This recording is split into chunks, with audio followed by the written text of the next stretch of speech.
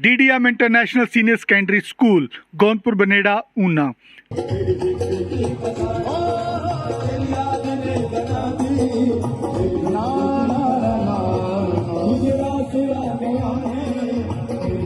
देखिए, जैसे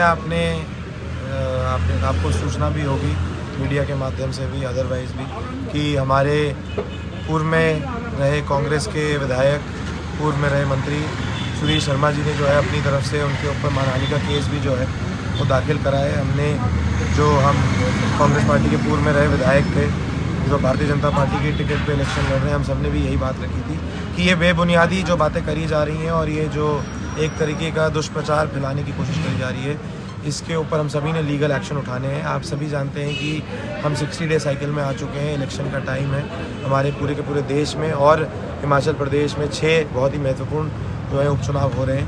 इस परिस्थिति में माननीय मुख्यमंत्री जी को अपनी ज़बान को लगाम देना बहुत ज़्यादा ज़रूरी है और बुनियादी तौर पे बातें करना बहुत ज़रूरी है, क्योंकि जो पब्लिक है वो सब जानती है।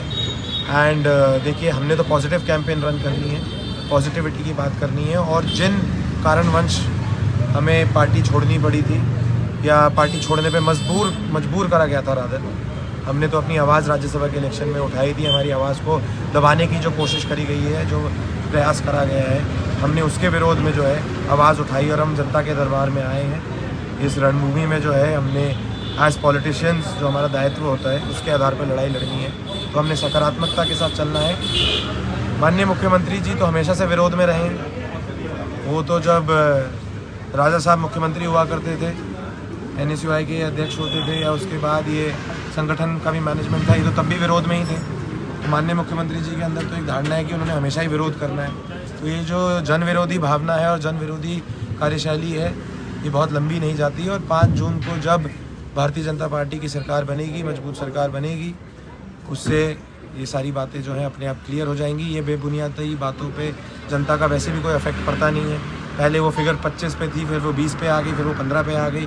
हर मंच के माध्यम से बेबुनियादी तरीके से जो भी मुख्यमंत्री जी के जहन में आ रहा है वो बोले जा रहे हैं। एक तरीके से ये लोकतांत्रिक प्रक्रिया के बिल्कुल ही विपरीत है और इन बातों से जनता का बहुत बड़ा नुकसान होता है। तो उनको पॉजिटिव बात के साथ आगे चलना चाहिए। 1.5 साल में उन्होंने 1500 रुपये क्यों नहीं दिए, और अचानक से 6 विधायकों के वोटिंग करने के बाद उन्होंने क्यों डिक्लेयर कर दिया। DDM international senior secondary school Gaunpur Banera Una, nursery to +2, medical, non medical, commerce. We have non-medical, medical, commerce stream. We focus on JEE Mains, NEET and CPCT CA exam. For the better future of your kid, get admitted to DDM International School, Gaunpur Banera upper. बेहतर भविष्य के लिए जुड़े DDM international senior secondary school के साथ। Contact number 9418 18568। क्यों 1500 रुपये देने वाले हैं? लाख नौकरियां कहाँ गई युवाओं की, वो उसके बारे में पुष्टि करें। आपदा के टाइम पे उन्होंने भी काम किया था, हमने भी किया था, सबने किया था। तो सिर्फ बेबुनियादी तरीके से बातें करना और मुंह में मिट्टू बनने से कुछ नहीं होगा। पॉजिटिविटी के साथ हिमाचल प्रदेश को फ्यूचर को बचाने के लिए क्या करा जा सकता है, उस पर विस्तारपूर्वक चर्चा होना बहुत ज़रूरी है। चित्तरंजन जी, जैसे कांग्रेस का प्रतिनिधि आपके सामने आएगा तो कैसे फाइट है, क्योंकि कांग्रेस आपने पहले छोड़ी है। हमारी लड़ाई जी कांग्रेस के साथ है ही नहीं। कांग्रेस पार्टी का हर एक कार्यकर्ता जो है वो मेरे साथ भी जुड़ा हुआ है आज की डेट में भी, क्योंकि उनकी खुद की जो अपेक्षाएं थी उसके ऊपर माननीय मुख्यमंत्री जी की सरकार ने जो है पानी फेरा है।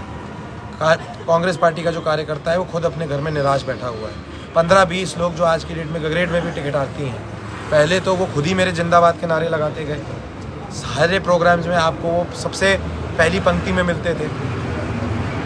तो अगर उन्होंने मेरे विरोध में उतरना था तो वो 14 साल महीने का जो मेरा कार्यकाल था उसके बीच में भी आते। किसी ने तो आज तक आवाज़ उठाई नहीं। अचानक से भ्रष्टता की बात करना, दोगलेपन की बात करना, अगर उनको मेरे चाल चलन चरित्र के बारे में इतना ज़्यादा आभास था तो 14 महीने में वो बातें उठाते।